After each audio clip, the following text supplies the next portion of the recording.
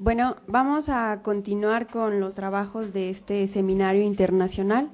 A continuación va a dar comienzo la tercera mesa, que tiene como título Relaciones entre lo público y privado en los sectores de energía, transporte y minería.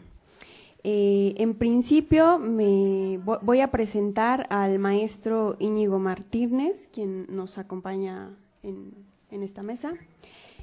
El maestro Martínez es licenciado con mención honorífica y maestro en Relaciones Internacionales por la Facultad de Ciencias Políticas y Sociales de la UNAM. También es candidato a doctor en Ciencias Políticas y Sociales con orientación en Relaciones Internacionales por esta misma institución. Ha acreditado diplomados en estudios sobre la globalización, integración en América del Norte, estudios sobre Estados Unidos, federalismo y políticas públicas, diseño y ejecución de políticas públicas ambientales. También ha sido becario del Departamento de Estado estadounidense y de la Fundación Friedrich Ebert. En 2010 llevó a cabo una estancia de investigación doctoral en la Universidad de Alberta, Canadá. En el sector de la administración pública se ha desempeñado como asesor de la Secretaría de Gobierno de Desarrollo Económico, de Transportes y Vialidad y en la Jefatura de Gobierno del Distrito Federal. En el ámbito legislativo ha sido asesor parlamentario en las comisiones de Relaciones Exteriores y de Población, Fronteras y Asuntos Migratorios. En el sector social es miembro de la Asociación Civil Tonoy Sonoyen Ambiente y Sociedad, desde donde promueve proyectos de desarrollo sustentable. Y en la actualidad es tutor de la especialidad en Política y Gestión Energética y Medioambiental de Flaxo, México. Íñigo. Muy buenas tardes. Pues en primer lugar agradecer a la doctora Antal que nos haya invitado a participar en este seminario. Agradecer también a todos los asistentes que se tomaron el tiempo de venir a escucharnos también, y a los colegas colegas mexicanos y colegas canadienses que tenemos el privilegio de que estén aquí con nosotros. Yo lo que voy a tratar de hacer es un breve recuento sobre algunas de las de algunos de los últimos desarrollos en la política energética canadiense, y ver si podemos extraer de ahí algunas recomendaciones o algunas conclusiones que nos permitan tener algunos elementos para poder entender con un poco de mayor comprensión la reforma energética que se viene para nuestro país y que se está discutiendo ya en el ámbito político, en el ámbito legislativo. Ese es el objetivo de esta presentación.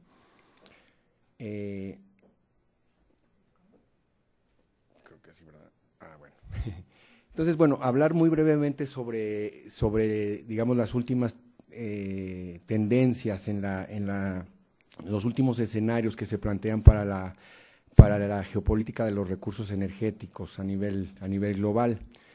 Pues decir que a pesar de los esfuerzos que existen por transitar hacia una economía baja en carbono, en donde haya mayor producción de recursos renovables y una transición energética ordenada, las proyecciones de la Agencia Internacional de Energía nos siguen diciendo que por lo menos de aquí al 2035, de aquí a más de 20 años, pues el 53% de toda la energía total seguirá proviniendo de combustibles fósiles, ¿no? Entonces, realmente este es un primer elemento a considerar con relación al futuro que nos espera, y la importancia que seguirán teniendo los combustibles fósiles para la vida humana.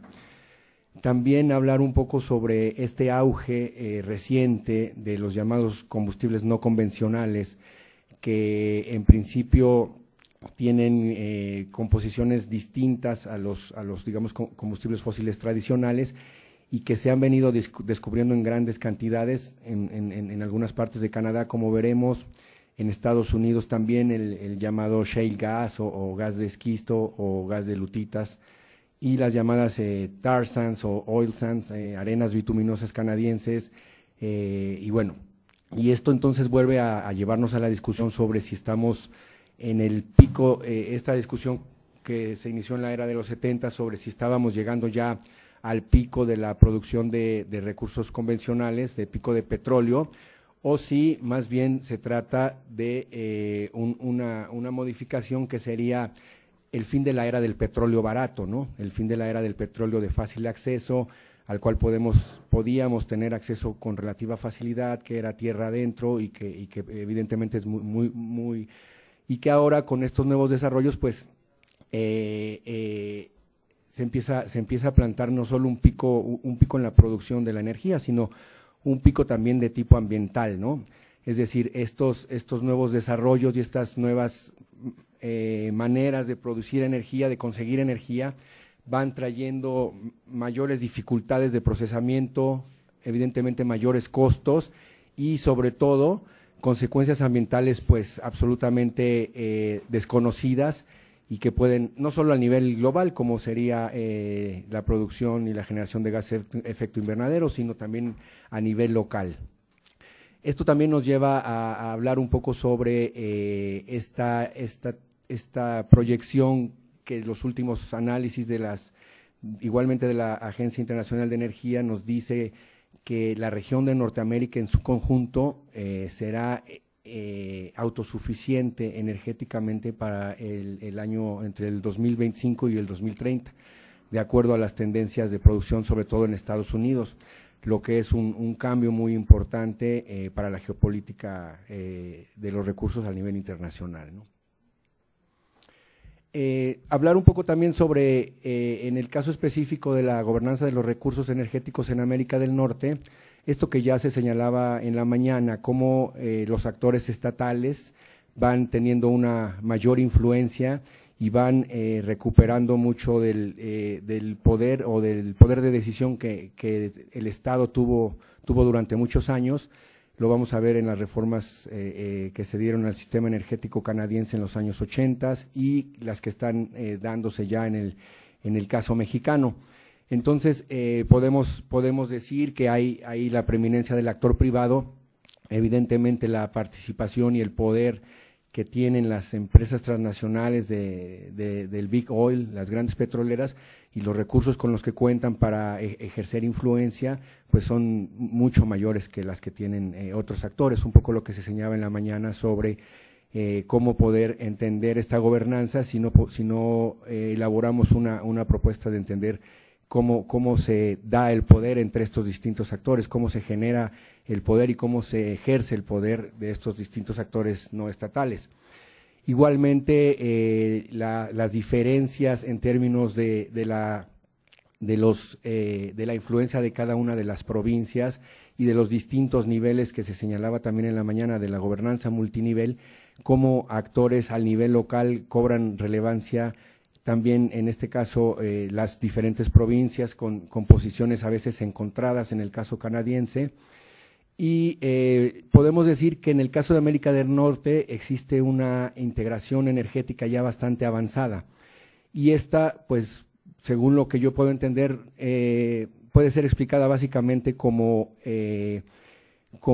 una integración que responde a los intereses de la seguridad energética de Estados Unidos, en donde Canadá y México se presentan como abastecedores confiables de aquel mercado, abastecedores de materias primas, en este caso de combustibles fósiles, y Estados Unidos como un productor y exportador de productos refinados sobre todo, ¿no?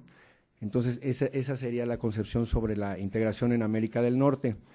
Hay también en la región un imperativo por maximizar la producción de recursos fósiles, de petróleo, respondiendo igualmente a este imperativo de seguridad energética del país hegemón que es Estados Unidos, ¿no? Algunas diferencias, ¿le puedes regresar un poquito, por favor? El régimen canadiense energético pues es de tipo privado básicamente y provincial. Hay diferencias importantes digamos, no podríamos hablar de una política energética general de Canadá. Como veíamos, el caso de Quebec es muy distinto al caso de Alberta y al mismo tiempo también al caso de otras provincias como Columbia Británica. Yo me voy a centrar más en el caso de la provincia de Alberta porque es donde se centra básicamente la producción de combustibles fósiles. sin dejar de ver que es importante considerar estas diferencias en cada una de las provincias, ¿no? Igualmente, pues ambos países, tanto Canadá y México, estamos crecientemente dependiendo o hemos venido dependiendo, y esa es una característica que compartimos, de los ingresos provenientes de la producción de la producción y exportación de recursos fósiles, ¿no?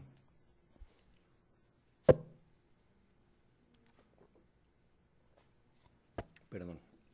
Bueno, muy brevemente hablar sobre lo que algunos autores llaman la mafia de Calgary, ¿no? Que es, digamos, es encabezada por el actual primer ministro Stephen Harper, que ya cumple 6 años en el poder en Canadá, en donde se han llevado transformaciones estructurales muy importantes en muchos niveles. Yo únicamente me voy a referir aquí a la parte que tiene que ver con esta idea de hay una formación de unas élites extractivistas que se les conoce que es un grupo de políticos, empresarios, grupos de pensamiento muy vinculados sobre todo a las élites del Big Oil estadounidenses, tejanas, ¿no?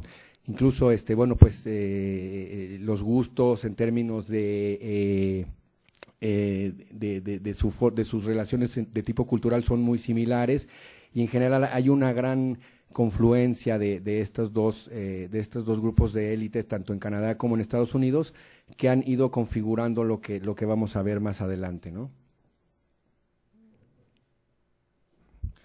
En el caso de la política energética canadiense y tomando en cuenta estas consideraciones que les decía hace un momento, pues es importante considerar las reformas neoliberales que se introdujeron a partir de los años 80 y 90, en donde se fue cambiando, digamos, el régimen de propiedad público de los recursos naturales y de manera específica del petróleo, y la transformación paulatina a un régimen de propiedad privada, con esta característica de que cada vez una mayor relación con Estados Unidos, una relación de mayor cooperación y de mayor abastecimiento energético también. Hay una naturaleza de lucro, evidentemente, en la política energética canadiense, y de lo que se trata, pues, lo que decíamos un poco, maximizar la ganancia, una máxima explotación de los recursos, sacarlos lo antes posible y poderlos exportar a donde se pueda, ¿no? ¿Me ayudas? Gracias. Esta situación genera una serie de problemáticas de tipo económico, esto que algunos autores llaman la enfermedad holandesa, ¿no? The Dutch Disease, que esta producción o esta dependencia tan creciente de las exportaciones de materias primas, y en este caso de arenas bituminosas o de petróleo bituminoso, lo que lleva es a un alza, digamos, no sustentada del precio del dólar canadiense, lo que a su vez influye en una serie de problemáticas de tipo económico al reducir competitividad a otros sectores de la economía, de manera particular al sector manufacturero, que se tiene que encoger y tiene que ver dificultades para poder exportar, sobre todo ante la competencia de nuevos mercados como el caso chino, ¿no? La importancia del sector energético en Canadá es evidente, en algunas provincias, por supuesto, tiene mucho mayor peso, como en el caso de Alberta, y lo que decíamos hace un rato, el gobierno se presenta como el principal cabildero de las empresas transnacionales canadienses en esta política, ¿no? Hablar un poco sobre este fenómeno de la producción y explotación de las llamadas arenas bituminosas o del petróleo bituminoso.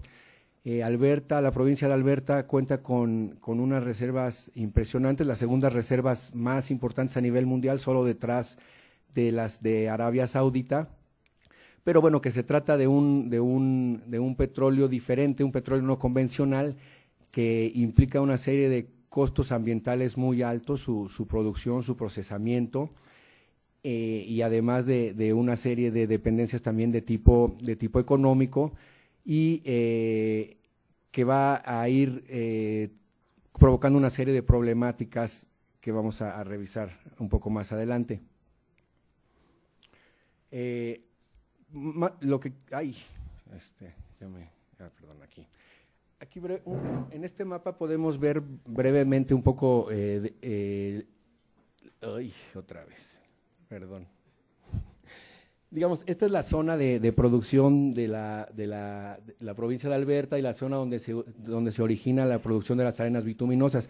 Ahorita el gran problema que están enfrentando los empresarios o los que promueven este proyecto y el gobierno de Canadá conservador es que la manera de sacar no solo de la tierra, sino de llevar a los mercados de exportación estas arenas. Se han planteado una serie de proyectos, el más importante tal vez es el llamado Keystone, que lo que pretende es llevar las arenas bituminosas hasta el centro refinador en Texas, porque aquí se encuentra un centro refinador de los más importantes a nivel mundial, para que a su vez Estados Unidos, que es uno de las potencias refinadoras y potencias productoras de artículos refinados, pueda exportarlo, entre otras cosas, a México, pueda exportar gasolina a México. Sin embargo, como veremos, hay bastantes problemas. Hay otro ducto, que es este ducto del norte, que lo que pretende es llevar el petróleo más bien hacia los mercados asiáticos y que ha enfrentado también muchísima oposición en términos de ambientales, pero también sociales. Y también incluso ante la problemática por poder llevar a cabo estos proyectos, nunca le voy a entender a esto, perdón, se ha propuesto incluso llevar el petróleo de Alberta a la parte del este, que digamos, había sido una demanda de los sectores más nacionalistas de siempre, que por qué no llevar el petróleo canadiense a quien lo necesita en el este y por qué tienen que importar petróleo de Arabia o de otros países para satisfacer estos mercados. Entonces, están todas estas opciones en la mesa, cada una de ellas enfrenta una serie de problemáticas distintas. En el caso del oleoducto del norte, se ha convertido también en una disputa de tipo geopolítico, porque ante la negativa en un principio del gobierno de Obama de autorizar la construcción de este gasoducto oleoducto que iría a Texas, el gobierno canadiense ha intentado de alguna manera chantajear, si podía ser la palabra, para y decir que si Estados Unidos no quiere ese petróleo, pues entonces lo van a enviar a China. Y entonces hay una serie de acercamientos con el gobierno chino y hay un juego de tipo geopolítico interesante que se está dando, ¿no? Ha enfrentado una gran oposición, como en el caso del otro ducto que hablábamos, del ducto Keystone, y que al mismo tiempo se ha convertido en una batalla icónica del movimiento ambientalista en Norteamérica, por lo menos en Estados Unidos y en Canadá. Y la obstrucción o el detener la construcción de este ducto se ha vuelto realmente una cuestión prácticamente de vida o muerte para muchos de los grupos de activistas ambientales, y que esta es una decisión que se tendrá que tomar en un futuro reciente. Me voy a ir un poco más rápido. Bueno, algunas de las consecuencias que decíamos de esta política energética en Canadá, pues tienen que ver por un lado con lo que decíamos, la problemática económica, de la depresión de las manufacturas y de que se está creando de alguna manera una bomba financiera, una burbuja financiera que en cualquier momento puede reventar, con las consecuencias económicas para todo el país y de manera particular para las regiones productoras de petróleo. También hay una serie de problemáticas sociales en la medida en que la renta petrolera está, digamos, el dinero que proviene de la renta petrolera cada vez es menor, y en ese sentido los programas sociales tienden a ser disminuidos, el monto de los recursos que se va hacia los programas sociales. Hay una serie de problemáticas políticas también, tensiones entre las provincias, hay una tendencia hacia criminalizar los movimientos sociales y calificarlos como amenazas a la seguridad nacional. Hay también una serie evidentemente de problemáticas ambientales y climáticas, crecimiento acelerado de las emisiones y una serie de relajamiento de las normas internas. Problemáticas diplomáticas también. Canadá ha dejado de cumplir con oficialmente ha dejado de cumplir con sus obligaciones en el marco del protocolo de Kioto, y con otras consecuencias más concretas en términos de, por ejemplo, ciencia y tecnología, porque cada vez van menos fondos a la producción de este tipo de energía. Quiero terminar en un minuto, ya no tengo tiempo.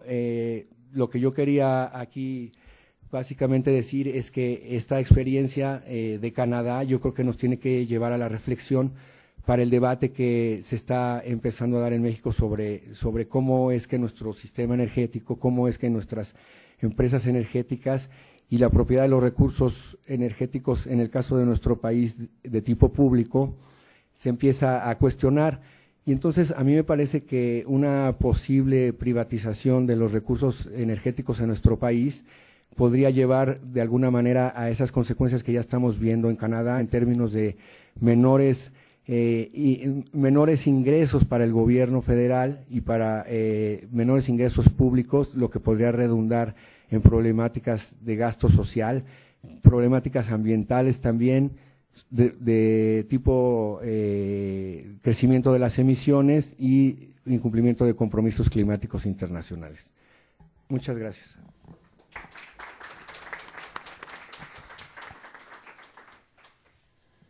Agradecemos a Íñigo Martínez su participación. A continuación, toca el turno de Ernesto Carmona Gómez.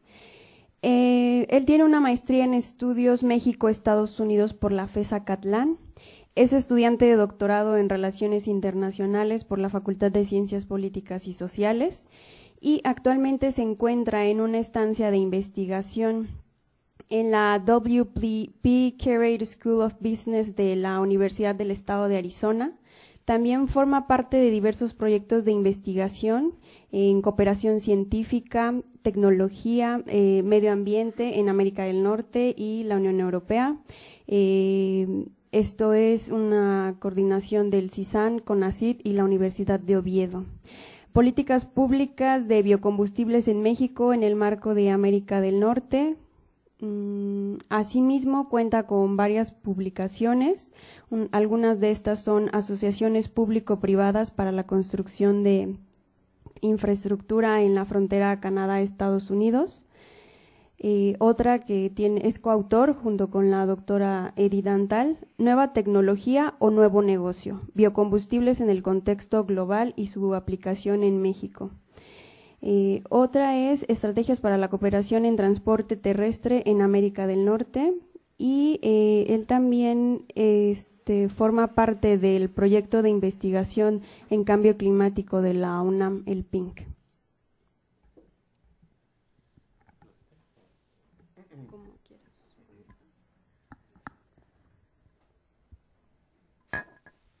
Pues buenas tardes, gracias por su asistencia, muchas gracias al CISAN y especialmente a la doctora Edith Dantal por invitarme a este evento. Yo les quiero platicar sobre los problemas que enfrenta Canadá, el transporte de Canadá frente al cambio climático, y voy a hacer un poco de énfasis en cuanto a lo que es la adaptación y el papel de los actores privados en Canadá. Primero, voy a decirles un poco cómo es, qué papel juega el sector transporte en la emisión de gases de efecto invernadero en Canadá, cuáles son tanto las políticas que se han adoptado para mitigar la emisión de gases de efecto invernadero, así como las necesidades de adaptación de su infraestructura de transporte ante los posibles efectos del cambio climático que es a futuro. Un poco quiero también decirles cómo es que se construye los cambios de los que ya habló un poco Íñigo, de la política canadiense en cuanto a cambio climático, por qué Canadá se ha ido retirando, esto va a ser muy breve, pero para terminar con señalando que en Canadá es muy importante o es preponderante la preferencia o la visión que tenga el Ejecutivo federal, que actualmente tiende a privilegiar las asociaciones público-privadas, que algunos dicen, el debate se está dividiendo entre si es una forma adecuada de eficientar la administración pública o una nueva estrategia de privatización. Y esto es importante porque, pues, en cuanto a la adaptación y el cambio climático, ahorita vamos a ver, Canadá es muy sensible en este tema. No sé si se ve. Sí, sí se ve. Yo no veo el de enfrente. Pero, a diferencia de otros de Estados Unidos o de México, Canadá, donde el transporte es el segundo emisor de gases de efecto invernadero, en Canadá es el principal emisor de gases de efecto invernadero.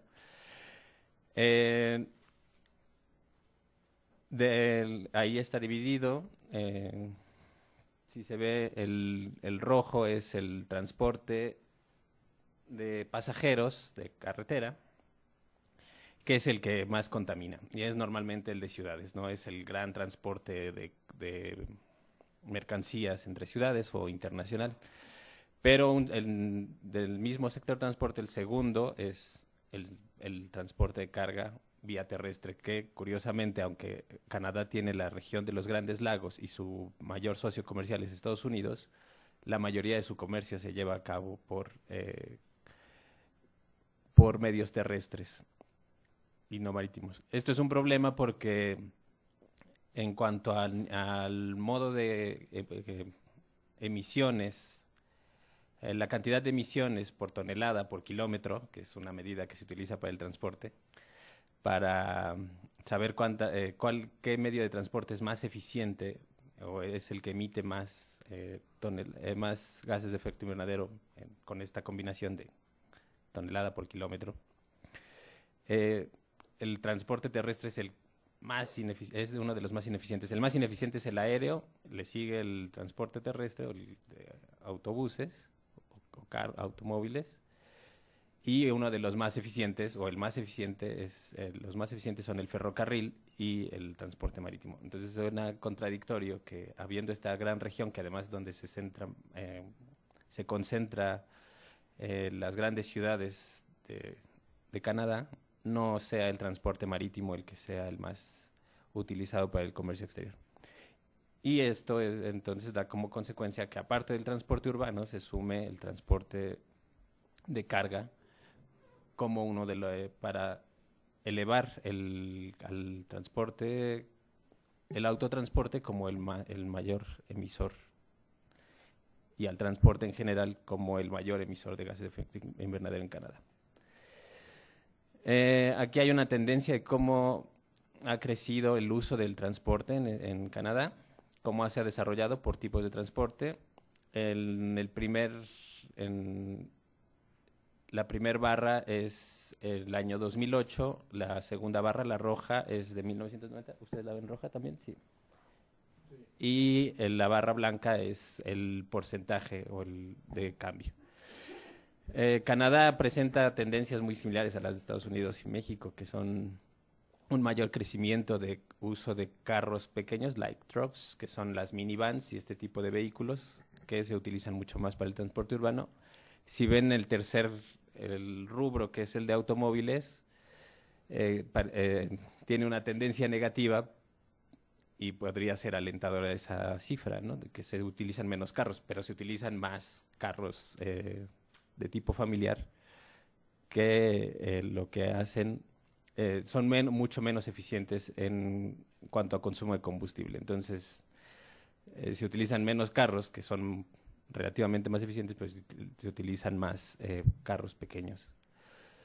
Y han crecido muy poco el uso de otro tipo de de medios de transporte como el marítimo o el ferrocarril que ya les decía, o incluso han tendido a ser menos utilizados en este periodo de tiempo. Canadá, entre sus metas, entre sus planes de mitigación, como les decía, perdón, hay aquí dos aspectos que yo quisiera recalcar, que es Canadá, igual que todos los países o la política global de cambio climático, tiende a atender dos aspectos. Uno es la mitigación, que es decir, tratar de reducir la emisión de gases de efecto invernadero, y la otra es la adaptación. Es como, ¿qué va a pasar cuando el cambio climático afecte? ¿Cómo nos vamos a adaptar a los fenómenos que se vayan presentando? El transporte tiene un gran reto en este sentido a nivel global y en Canadá en particular, y ahorita vamos a ver por qué. Pero en cuanto a mitigación, Canadá se ha propuesto reducir 17% de las emisiones a nivel global, a nivel nacional, y para el sector transporte, el Plan de Acción 2000 ante el cambio climático de Canadá señalaba una reducción del 10%. En realidad, en este plan de acción no hay como una serie de políticas que obliguen al transporte realmente a disminuir sus emisiones, sino más bien hay como una serie de recomendaciones. ¿Qué tienen que hacer los operadores del transporte para reducir las emisiones de gases de efecto invernadero? Entonces, recomiendan que se utilicen menos transportes intensivos en energía, que se utilice más el ferrocarril o el transporte marítimo, que se busquen fomentar las nuevas tecnologías más eficientes, consumo de combustibles menos agresivos, con menos carbón, pero no hay, o yo no ubiqué hasta ahorita una política que obligue. Lo que también hay es una serie de regulaciones hacia el transporte, hacia la nueva fabricación, para que sean más eficientes los nuevos modelos que van saliendo, sobre todo en el futuro, los de 2000 hasta 2014, 2017 son los nuevos estándares para que sean más eficientes. Y ahí sí es obligatorio, obviamente se tuvo que pactar con las empresas automotrices para que invirtieran en tecnología y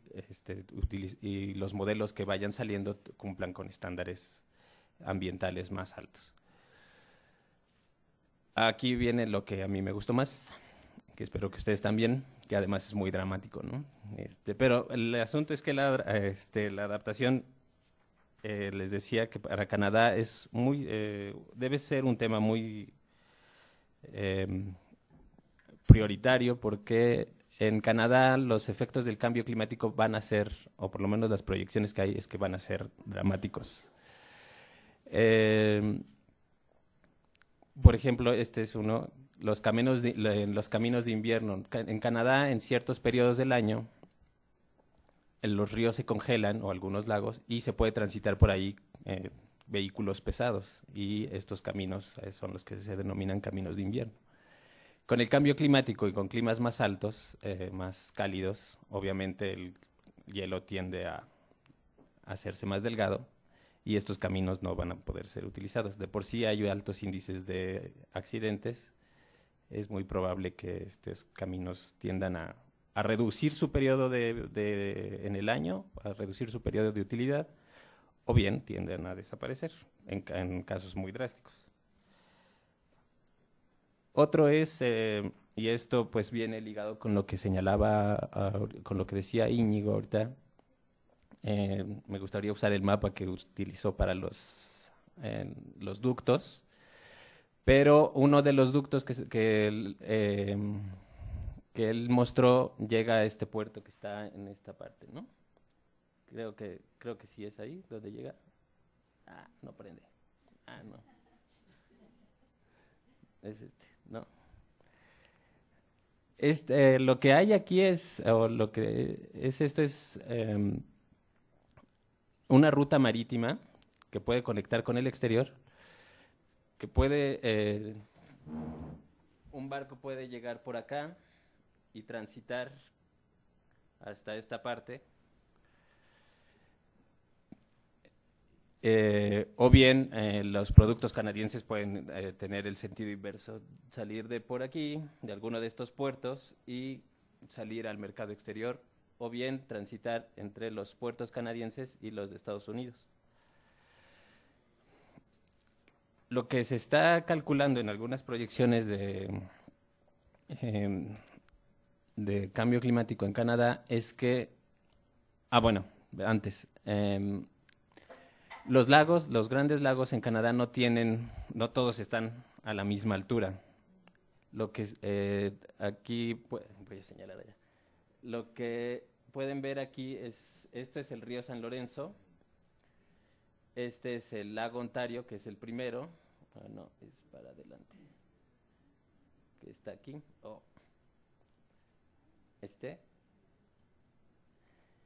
Y entonces, como son de diferente nivel, lo que se tiene que hacer es utilizar esclusas. Es decir, se mete un barco, se llena de agua una caja, se va subiendo y así. Aquí es pues mucho mayor, ¿no? Y acá hay otra. Entonces, gracias a esas maravillosas obras de la ingeniería, pues se pueden conectar los lagos, los puertos más hacia el oeste con una salida al mar. Lo que se está proyectando es que la precipitación en esta zona de Canadá se reduzca, entonces los lagos van a tender a secarse. Y entonces se necesitarían más esclusas y se necesitarían más, es posible que algunas zonas algunos de estos puertos, que son normalmente puertos industriales, queden aislados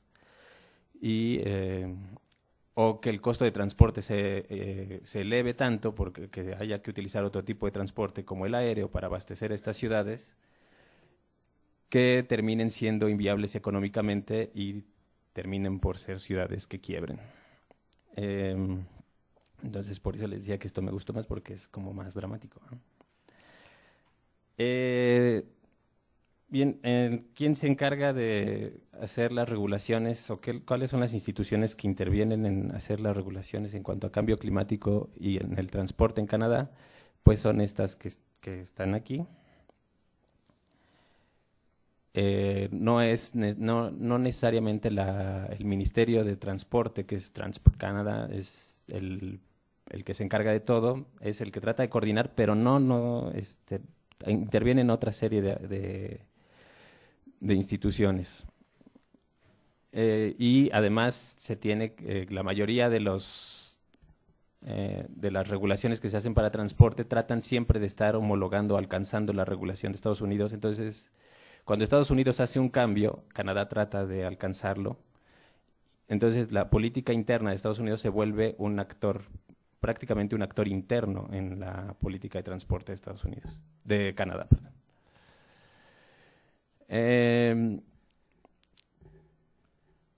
Pareciera que no es una prioridad o que el gobierno se haga cargo de esta adaptación en particular en Canadá, por lo que ya se ha señalado y se ha señalado desde antes en otras mesas, de que Canadá se ha ido retirando de las responsabilidades de cambio climático, por lo menos en el discurso y en la política a nivel nacional.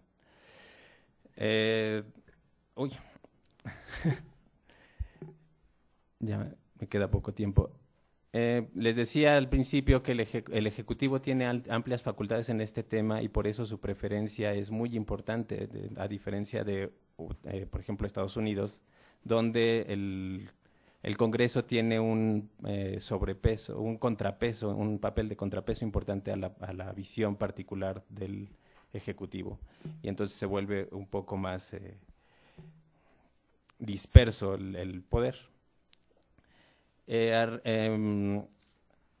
A pesar de que al inicio, en su primer mandato, Harper sí tenía un discurso a favor del cambio climático, lo fue retirando conforme cada vez que era, ¿cómo se dice?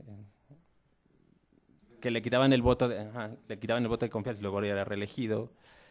Cada vez el Partido Conservador tenía más representantes en los grupos, en los cuerpos parlamentarios, y esto le daba un margen al Partido Conservador de ir proponiendo su política climática más abiertamente y entonces irse retirando. Además del retiro de la política de cambio climático, hay un privilegio hacia las asociaciones público-privadas, que también ya les mencionaba al inicio. Y esto pues es un gran debate, es decir, el gobierno es ineficiente, normalmente, la burocracia lo es necesario que intervenga el poder público, el poder privado y que el sector público ceda parte de sus facultades al sector privado. Sí, pero ¿cómo y en qué circunstancias? En Canadá, lo que se ha argumentado es que lo que se trata es transferir riesgos. Es decir, ya que no sea el gobierno quien corre el riesgo de una inversión de gran escala, como serían las esclusas o estas inversiones en los grandes lagos, y que se transfiera a actores privados o a empresas privadas. Y entonces se le llama asociación público-privada, porque el gobierno pues en la mayoría de los casos prácticamente solo lo contrata, aunque se considera que sí lo va dirigiendo o tiene un papel como de cliente. También se justifica que en la mayoría de este tipo de proyectos necesitan conocimientos especializados, tecnologías que son propiedad de las grandes firmas, normalmente transnacionales, y que el gobierno pues va a transferir esos riesgos prácticamente con un costo muy cercano al que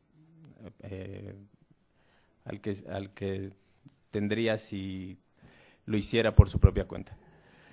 En Canadá, la idea de las asociaciones público-privadas se retomó de un documento y de una política del Reino Unido. Ha tenido una evolución entre los 80s y los 90s, eran proyectos exploratorios. Luego ya se hicieron más acabados esos proyectos y finalmente hay un gran mercado para las asociaciones público-privadas, ya hay un gran mercado por parte del gobierno, hay una regulación también relativamente reciente. El asunto de por qué han avanzado las asociaciones público-privadas es que cerca del 88% de las personas sí aprobaban este tipo de mecanismos. Esto ha cambiado un poco porque en muchas ocasiones el gobierno ha tenido que rescatar, al igual que acá o en otros lados, ha tenido que rescatar este tipo de iniciativas porque resulta que los privados ya no quisieron cumplir del todo el contrato, porque el contrato normalmente estaba mal redactado. No se puede afirmar que de manera intencional, a veces era porque los propios expertos dentro del gobierno en cuanto a contratos no eran tan expertos. Y también resulta que a veces las asociaciones público-privadas exageran el riesgo en sus proyecciones, crean infraestructura o piden que el gobierno contrate construcción de infraestructura que termina por no utilizarse del todo. Y Canadá tiene algunos casos. Hay una visión crítica dentro de Canadá, ahora ya que ha tomado mayor relevancia sobre este tipo de asociaciones, que se refiere a que pues este tipo de asociaciones, ya lo veíamos al principio, requieren, cuando hablaba de gobernancia, requieren un marco de transparencia, de democracia, de constante vigilancia, de un marco legal muy sólido para que no se presten a casos de corrupción. Y en realidad lo que estos autores, Sanger y Crowley, dicen es que Canadá no tiene, o hasta la fecha, las asociaciones público-privadas en Canadá más bien han tendido a hacer lo contrario, son poco transparentes, participan muy pocas personas al momento de diseñar los planes, o muy pocos actores, normalmente es privado y público, y el social a veces no entra. Y pues que al final de cuentas también el gobierno termina pagando muchísimo más de lo que hubiera pagado si lo hiciera por su propia cuenta. Y aquí, pues las conclusiones que ya las he estado virtiendo, creo que es importante señalar, es delicado pues que Canadá tenga esta política, este riesgo, perdón, ante el cambio climático, sobre todo ante los impactos del cambio climático. Tiene un gran reto en cuanto a la adaptación de su infraestructura de transporte, pero sería muy delicado que esto quedara en manos de privados, tal como ha pasado con otras asociaciones público-privadas hasta el momento. Es un debate que hay que dar, ¿no? Aquí en México y también allá lo están dando. Está bien que el gobierno no se tenga que hacer cargo de toda la inversión, pero en qué condiciones puede participar el sector privado. Tienen que ser reglas muy claras y sobre todo muy vigiladas también, ¿no? Porque lógicamente los actores privados en estas asociaciones público-privadas, ya termino, terminan por sacar ventaja de cualquier ambigüedad que se presente en los contratos.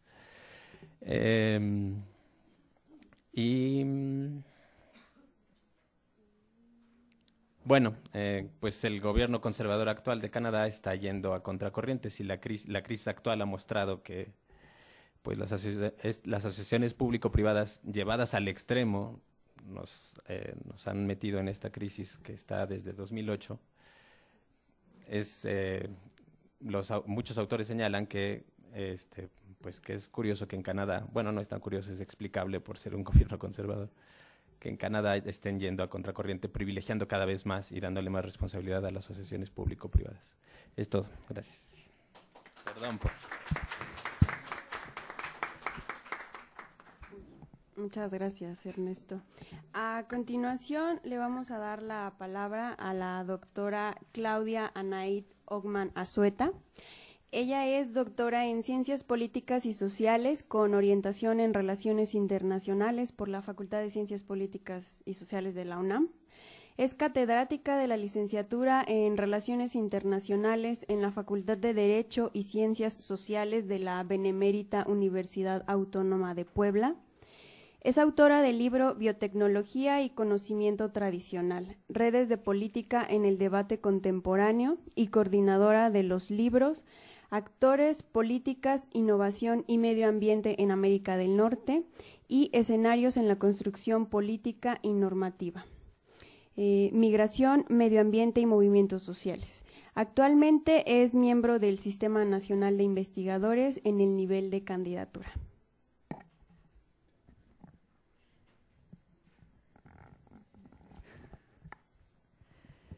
Bien.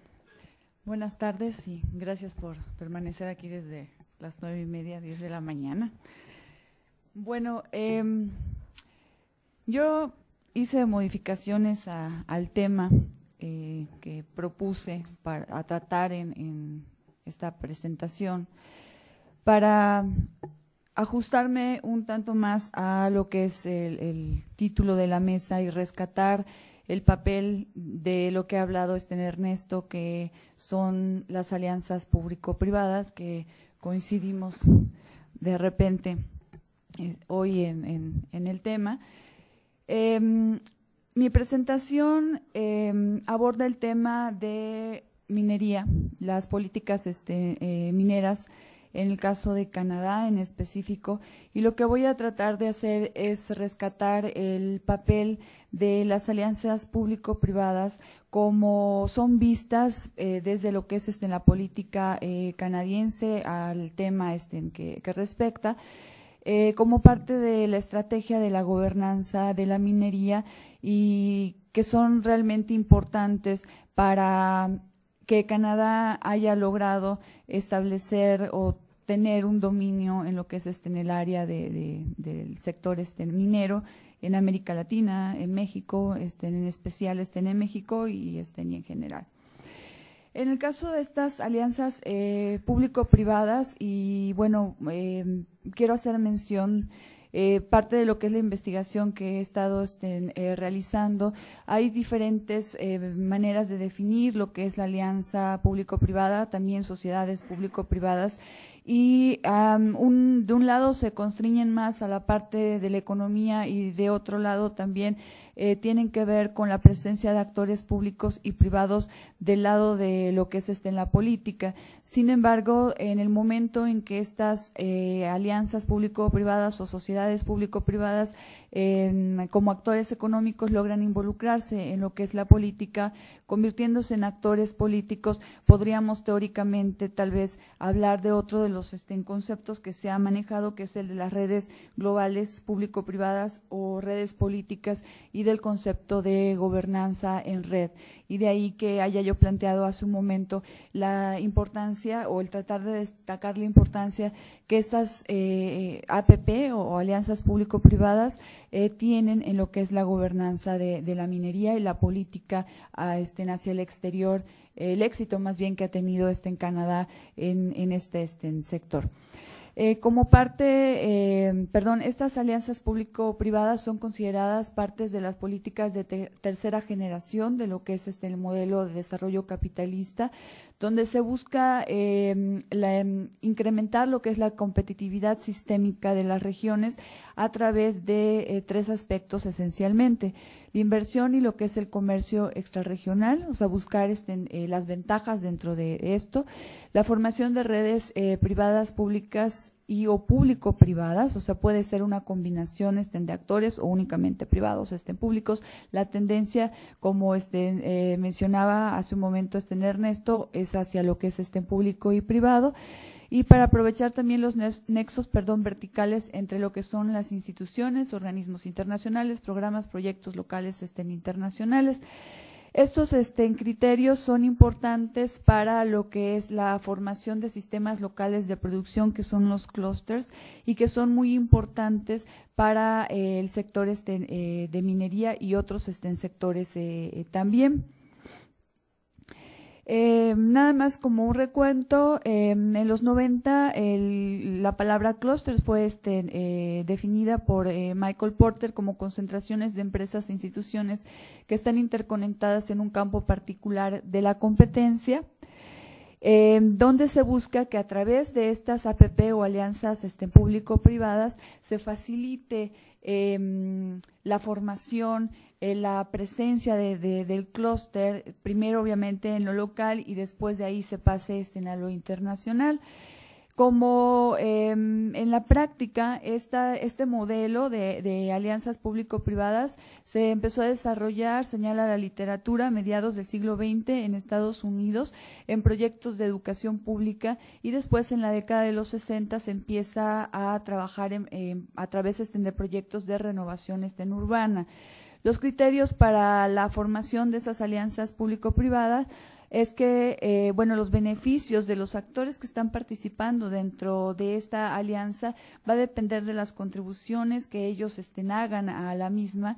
El gobierno es visto como un coordinador de programas, de proyectos. Se trata de mantener en este caso lo que es la batuta del gobierno en lo que es la política pública, y es quien traza de alguna manera lo que son los proyectos, hace las propuestas, no necesariamente estén al 100%. Y en especial lo que se trata de hacer con estas APP o con este modelo fue disminuir el gasto del Estado por los problemas de crisis económica, y bueno, es un modelo que se viene un tanto arrastrando, como ven, desde mediados del siglo XX, pero que tiene pues como un repunte en la década de los 80, en los 90, finales de los 90, me parece, si no me equivoco, en Inglaterra, que es lo que mencionaba Ernesto, y de hecho Canadá está siguiendo lo que es el modelo de estas asociaciones, sobre todo las que son de carácter financiero, de Inglaterra, para implementarlas en Canadá. Bueno, aquí nada más es una definición de estas alianzas, que son vistas como esquemas de asociación o pactos multisectoriales que, al combinar recursos y capacidades de actores del sector público y privado, buscan potenciar su efectividad, obteniendo mejores resultados en la realización de proyectos de utilidad social e interés mutuo. En el caso o en el ámbito de lo que es la innovación tecnológica, tipo de colaboración empieza a desarrollarse en la década de los 80 y en los 90, y el gobierno, desde el punto de vista, digamos, político, es visto como un socio en lo que es el desarrollo de investigación, o sea, de proyectos de investigación y desarrollo, y bueno, busca trabajar en colaboración con diferentes actores e incluir a lo que son en los centros de investigación en universidades, para que pueda, dentro de lo que es pues especie como de distrito industrial, desarrollarse en este caso lo que es en tecnología. Como modelo está considerado como parte de un paradigma del desarrollo económico del siglo XXI, y como señalaba al principio, está considerado desde el punto de vista de la política de Canadá como una estrategia de lo que es la política en minería. En Canadá, estas asociaciones público-privadas empiezan a ser apoyadas desde la década de los 70. Hay más documentos al respecto, y empiezan a ser apoyadas a través de lo que son políticas públicas en las que se trata de establecer una conexión entre lo que son las compañías mineras, los inversionistas y lo que es la innovación tecnológica, y de esta manera pues ir creando esos distritos. Se impulsa lo que es la investigación y el desarrollo en minería y metalurgia. También se impulsa mucho la creación de estas asociaciones y organizaciones para fomentar lo que es en el establecimiento de lo que son los clústeres mineros. Para el 2001, yo sé que es una fecha muy atrás, traté de buscar información más reciente, pero todavía no la tengo. Ya habían aproximadamente 65 empresas de asociaciones mineras que podrían estar ya trabajando dentro de lo que son estos clústeres. Otro de los ámbitos de lo que es la política pública que se trata de incentivar es la liberalización comercial, la inversión y lo que es el acceso a mercados. La educación también, desde la década de los 50 se trata de impulsar que en este nivel se capaciten pues recursos humanos en el área. También se desarrollan políticas para apoyar lo que es el desarrollo de lo que es infraestructura, políticas dirigidas a lo que es el marketing internacional. Y aquí es importante porque en esta parte de marketing internacional tienen un papel bastante importante estas asociaciones, porque a través de lo que podrían ser un modelo, digamos, de redes en política, más sumado a un modelo de digamos, estas redes que en el nivel económico se crean para lo que es en el funcionamiento de esos distritos, cuidado.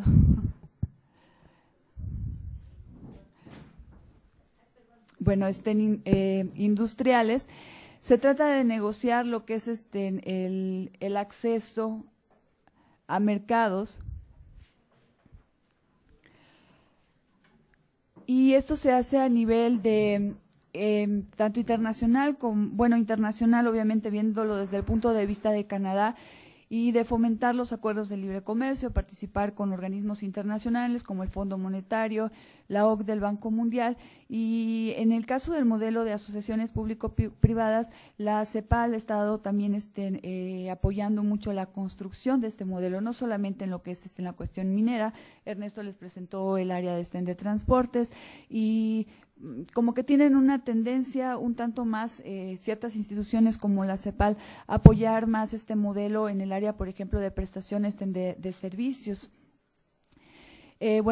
También está lo que es la promoción de servicios y ferias como parte de lo que es la estrategia de marketing. El mapeo geológico, Canadá lo viene haciendo desde lo que es el siglo XIX, y empiezan a hacer un mapeo, pues obviamente de los recursos que tiene en su territorio, pero también de los que tienen fuera, o no de los que tienen, sino los que hay fuera, como parte de lo que es la estrategia. Y bueno, eso ya es un poquito más reciente, y de ahí la importancia de la política pública en la cuestión educativa. el sector educativo. Otro de los medios que no están contemplados dentro de lo que es en la política pública, en los documentos que consulté, está fortalecer la comunicación e información, que es muy importante dentro de lo que es el clúster. Igual en el caso mexicano hay prensa, ¿no?, que se dedica a este tipo de análisis de lo que es en el sector minero. Y aquí lo que se señala desde el punto de vista del gobierno de Canadá es que esto es importante porque de esta manera llevan a que haya un mejor enlace entre los actores que están trabajando dentro de lo que es estos clústeres, y a través de eso pasa, digamos, igual que como del lado de lo que es en la biotecnología, que tratan de dar información pues un tanto favorable, los beneficios demás, y no tanto para tratar como de disminuir lo que es la crítica al desarrollo de este sector. Y bueno, también está lo que es la prestación de servicios financieros, donde se buscan redes de analistas, promotores, firmas legales, instituciones financieras, etcétera, y todo funciona dentro de lo que es el clúster, ¿no?, por la importancia que tiene la cotización de lo que es en estas empresas en lo que es la bolsa de valores. Aquí, bueno, nada más es un mapa de Canadá para mostrar los clústeres que hay en este país. La información viene de la Asociación de Minería de Canadá, que es una de las importantes y que pues muestra información en Internet. Esto se puede obviamente encontrar en Internet.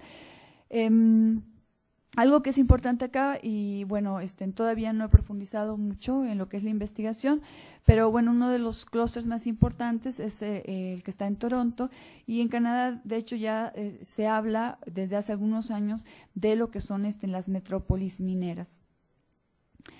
Esta estrategia o este modelo de colaboración público-privada ha sido muy importante para la presencia que Canadá tiene a nivel internacional en el sector de la minería y en especial en América Latina.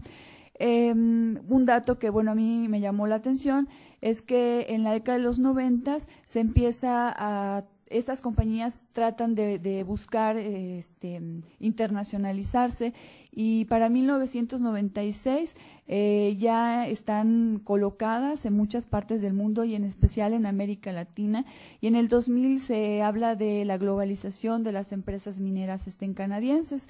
Eso se debe a varias razones.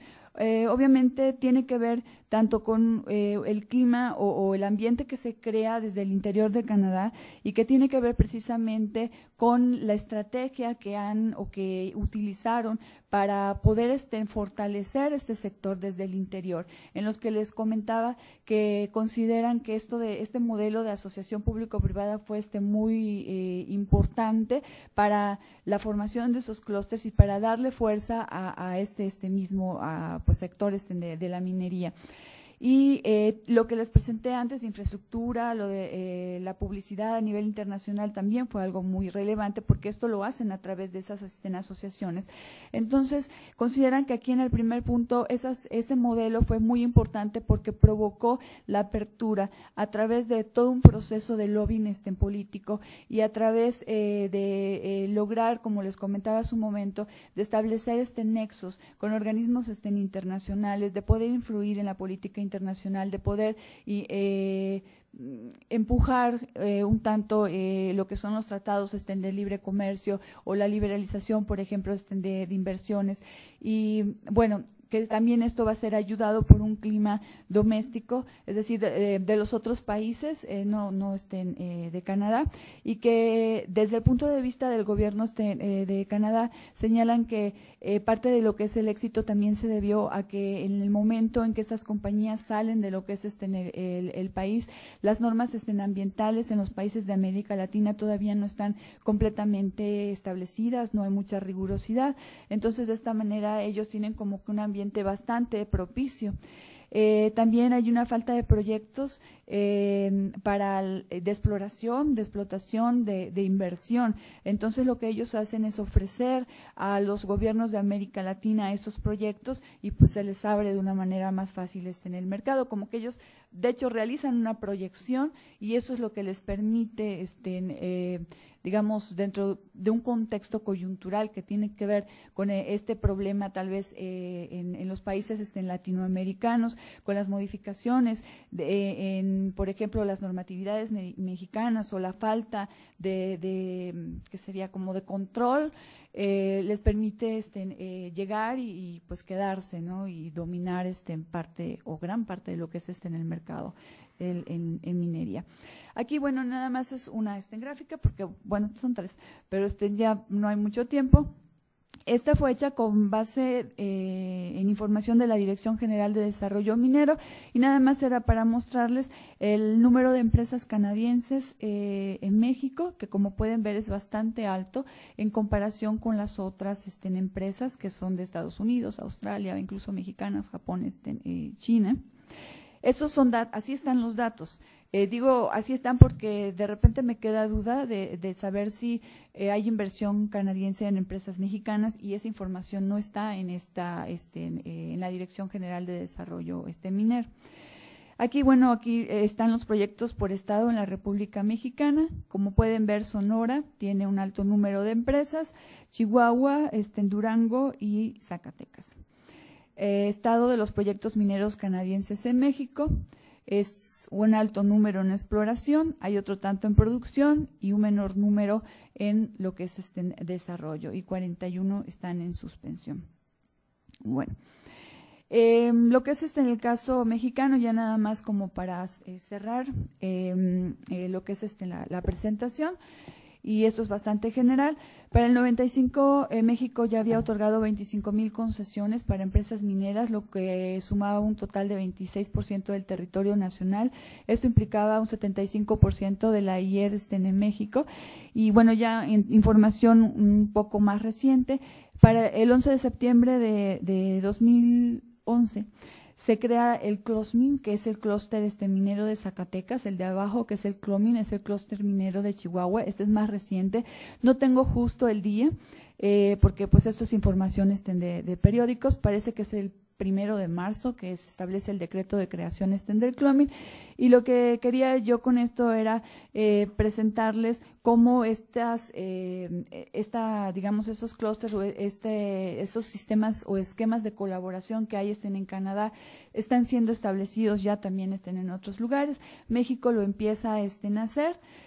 Aquí tienen ustedes estos actores que están dentro de lo que es el CLOSMIN, que es en el de Zacatecas. Son 2 empresas canadienses, nada más, pero estas empresas son también las que van a empujar al que se firme lo que es clúster, estos clústeres son vistos en México como parte de una nueva cultura en lo que es la minería. El CLOMIN, ahí tienen ustedes a las empresas. La información anterior está en la página del CLOSMIN, ya hay una página. En el CLOMIN todavía me parece que no hay página, al menos yo no la encontré. Y estas son las empresas que están, de acuerdo a información de periódicos, trabajando en lo que es el clúster minero. Bueno, y de ahí pues todo lo que son los problemas que derivan de lo que es la extracción minera, que es bastante, tanto como información, como un problema bastante fuerte y que pues como ustedes pueden ver tiene mucho que ver con tal vez el que no se toma muy en cuenta lo que es la legislación, la sociedad y el medio ambiente en el caso de lo que es México, pero de que las alianzas público-privadas están funcionando como un modelo de desarrollo, sí lo están haciendo. Entonces, pues yo dejaría mi presentación hasta aquí porque ya me pasé de tiempo. Gracias.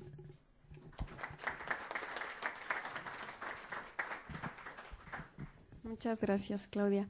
Bueno, pues ahora tenemos algunos minutos por si alguien del público quiere hacer alguna pregunta. No sé si hay alguien con micrófono para los que quieren hacer preguntas. Habrán algunas preguntas y al final les damos la palabra a los ponentes. Allá usted está bien, sí.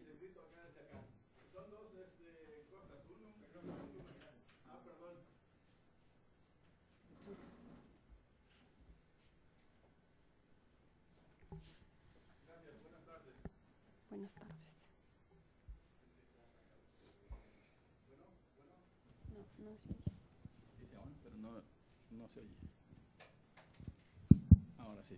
Gracias, buenas tardes.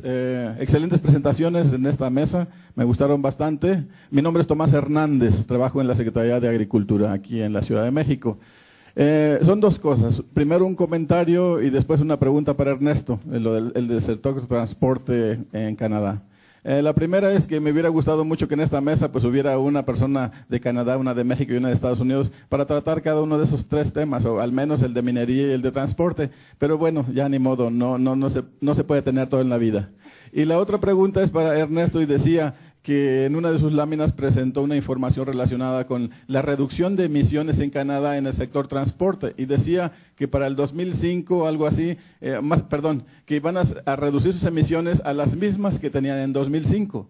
Pero yo tengo entendido que Canadá firmó el protocolo de Kioto y todos los países que firmaron ese protocolo tienen la obligación, o tenían la obligación, porque prácticamente el protocolo de Kioto está por concluir, que sus reducciones de emisiones tendrían que ser a las mismas que habían en 1990. O sea, no las de 2005, las del año 2000, las que cada quien quiera.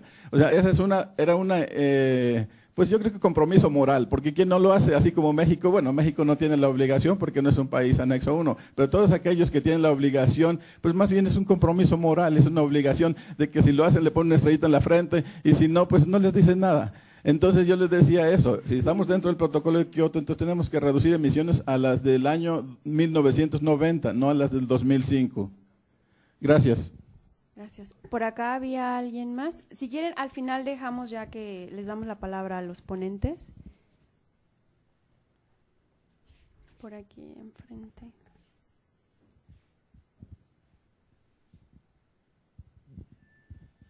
Gracias, buenas tardes. ¿Hasta dónde es válido el argumento de que los conocimientos especializados y tecnologías son propiedad de la iniciativa privada para Ernesto Carmona Gómez, cuando la iniciativa carece en su mayoría de laboratorios, estudiantes académicos? Solo se apropia de la patente ante los subgerentes del gobierno, ¿sí? Ineficaz, ineficiente y traidor, la caquistocracia en pleno. ¿Hasta dónde atentan con la seguridad nacional las APPs? Gracias. ¿Alguna? Aquí. Sí, en general, ¿cuál sería la temporalidad de las APPs que han estado planteando? ¿Y cuáles son los mecanismos para asegurar que los beneficios se compartan en el corto plazo, pero los costos en el largo plazo se dejen nada más a lo público? ¿Ya ninguna otra? ¿No? Okay. Yo quisiera saber si Última en este pregunta. proceso de análisis está tomando en cuenta la fuerza laboral, porque ya el 1 de mayo es el análisis general sobre qué va a pasar con los mineros en cuanto a salarios, ¿no? Y prestaciones.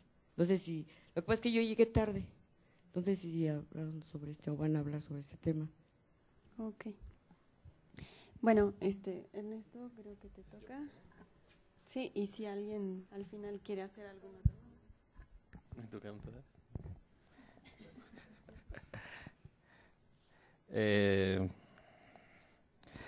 En cuanto a la primera pregunta, Tomás, ¿verdad?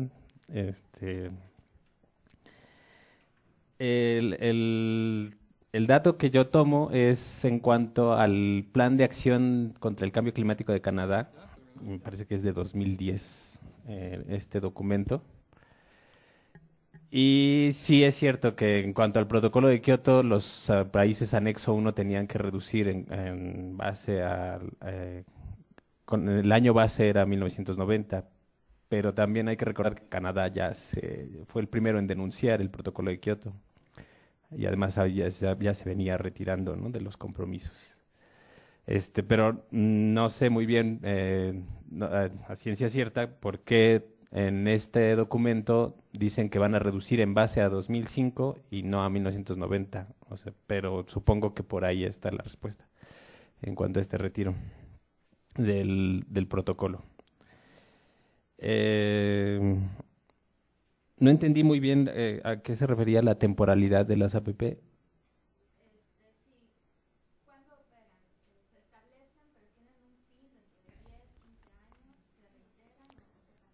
Lo que pasa es que hay diferentes modelos de asociaciones público-privadas. O sea, pueden ser solo para el diseño de un plan, para el diseño de una infraestructura, por ejemplo, y el privado solo hace el diseño y el plan y el gobierno lo ejecuta. Puede ser que sea diseño y ejecución de la obra. Por ejemplo, diseñar la carretera y construirla. Y entonces dura hasta que termina la obra y el gobierno le paga. O puede ser diseño, construcción y operación, que es lo que tenemos aquí, ¿no? Las carreteras de cuota. Y es con lo que se cobran los privados. Entonces, la temporalidad se establece en un contrato. El asunto es que a veces las empresas encuentran que al hacer una carretera pueden sacar provecho de hacer conexión de, ¿cómo se llaman esto? Con lo que hacemos el Internet, con lo que utilizamos el Internet, de la banda ancha, en la misma carretera, y entonces como eso no viene en el contrato, hacen un nuevo contrato ahora para la banda ancha y para operar la banda ancha, ¿no? Entonces a veces es donde si el gobierno no tiene cuidado de manera intencional o por descuido,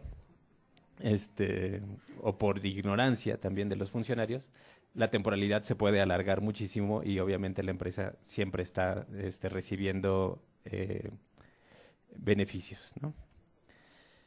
No sé si esa era la pregunta, pero se supone que en el contrato debe estar bien establecido normalmente cuánto debe durar. Y a veces cuando se entrega, cuando el sector privado ya deja de operar, por ejemplo, una carretera y la tiene que entregar al sector público, pero depende del contrato, según yo. Me falta una pregunta por responder. En cuanto a si es real que el sector privado es propietario de la innovación, no lo digo yo, solo digo que son parte de los argumentos que se dieron para legitimar las asociaciones público-privadas como estrategia. Creo que tú te estás refiriendo un poco a nuestro caso donde la inversión en innovación es un poco más de parte del sector público, o como en este tipo de universidades que son públicas y producen el conocimiento. Pero en Canadá la inversión privada tiene un papel importante en cuanto a la producción de conocimiento.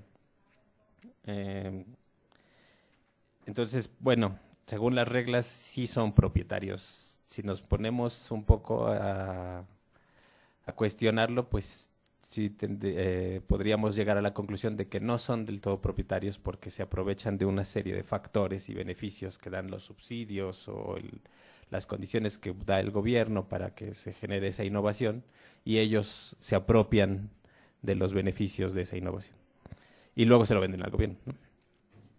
Entonces,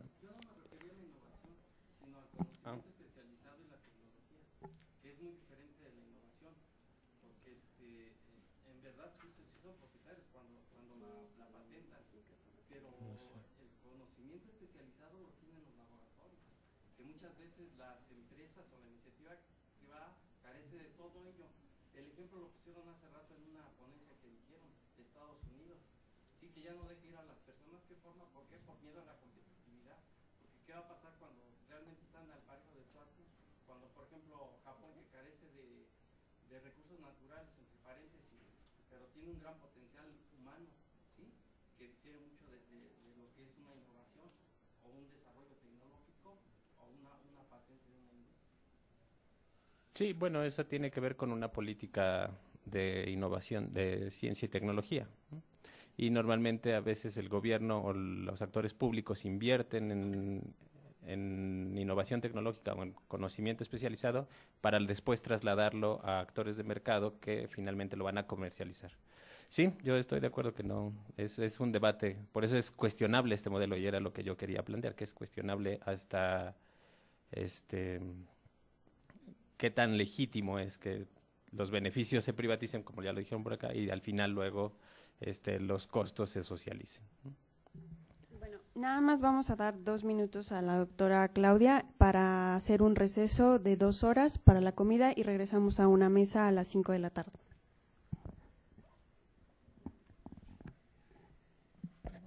Pues yo